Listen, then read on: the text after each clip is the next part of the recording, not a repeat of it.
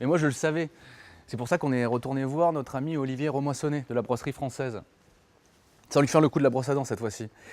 Olivier, en région, il y a des structures qui nous permettent de donner un sérieux coup de pouce aux entreprises. Vous pouvez nous en parler? Oui. On a été accompagné par l'Agence régionale d'innovation Picardie et l'ADEME, qui ont compris l'essence de notre projet et ont voulu donner un coup de pouce sur sa réalisation.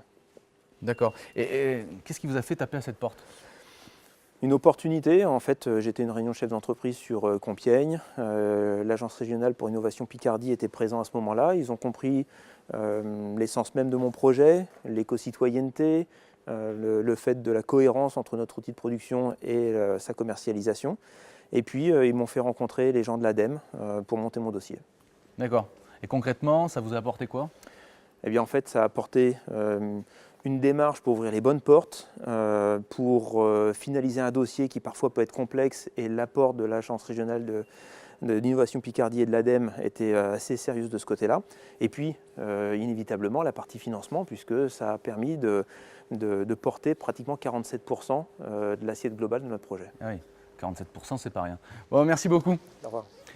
On peut dire que pendant l'accompagnement, le financement, c'est souvent le nerf de la guerre. C'est aussi ce que nous a confié Philippe Boscar. Votre innovation, c'est votre nouvelle marque de monture imprimée en 3D qui s'appelle Oui 3D.